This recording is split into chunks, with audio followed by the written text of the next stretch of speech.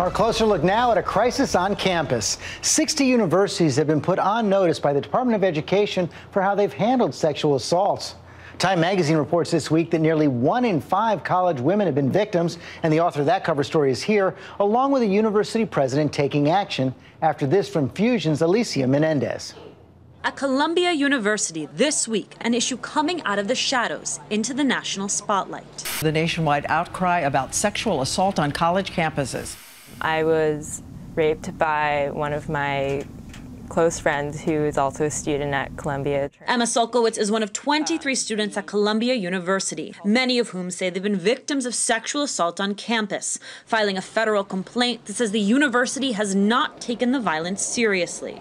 I decided to report my case to the school because I decided that something needed to be done so that he would stop attacking women on campus. What type of justice were you seeking from the administration? I just wanted him to get off campus. Last week, someone, who knows who, put graffiti on bathroom walls and flyers across the campus, accusing several students of rape.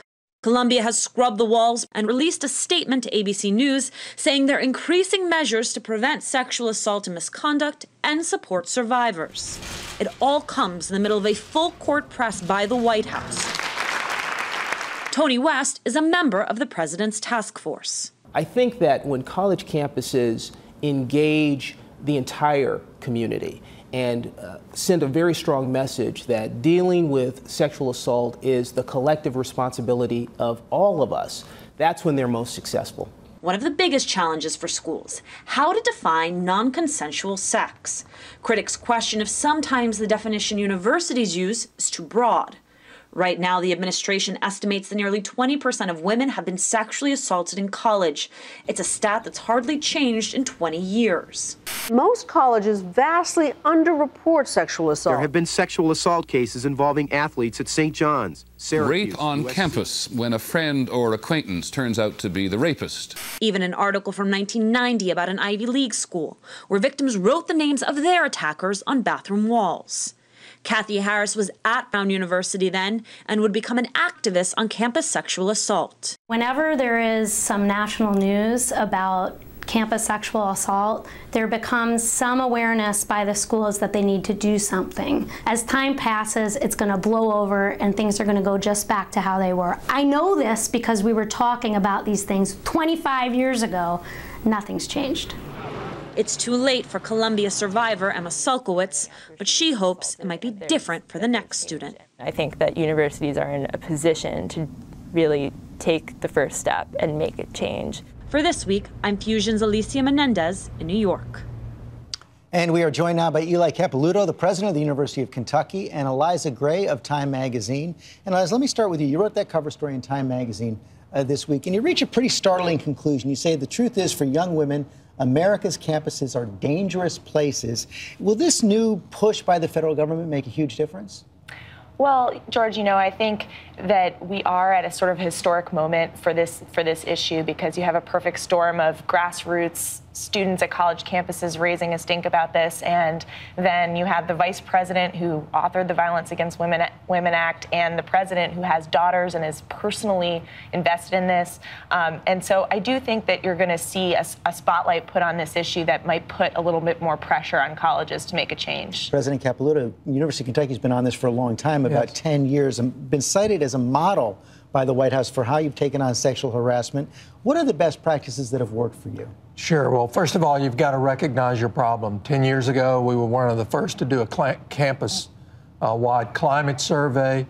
We understood some of those same horrific numbers that were reported previously. We birthed, in an entrepreneurial way, interventions that we thought would empower individuals and spread that responsibility collectively to the entire community.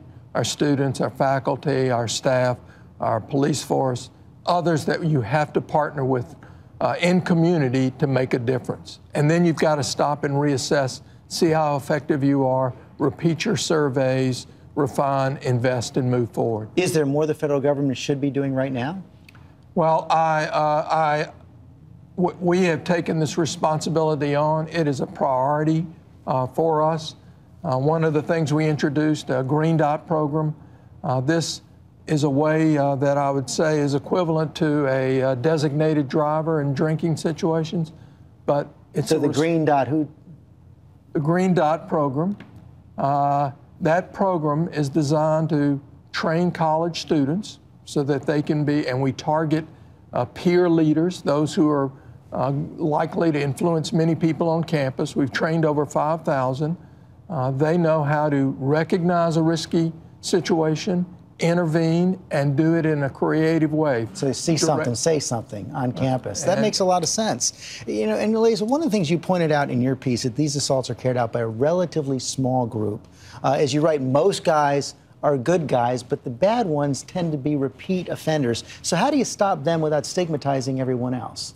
Yeah, I think that's really important. You know, I think a lot of times when we think about sexual assault, we think about a he said, she said situation where it was murky, and that certainly does happen. But I do think that, you know, this study that I found showed 6% of males on the University of Massachusetts campus had committed rape, and 75% of them were repeat offenders who had committed an average of 6 rapes each.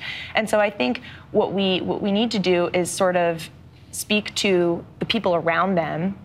So when you go to a fraternity party, sort of the training we were just talking about here, when you go to a fraternity party and you see one of your brothers bringing up a girl upstairs who looks too drunk, you know, be creative and spill a drink on him and say, hey man, your car's getting towed, and sort of create a diversion to separate them and keep them safe. Let's hope it works. Eliza Gray, Mr. Capilouto, thank you both very much.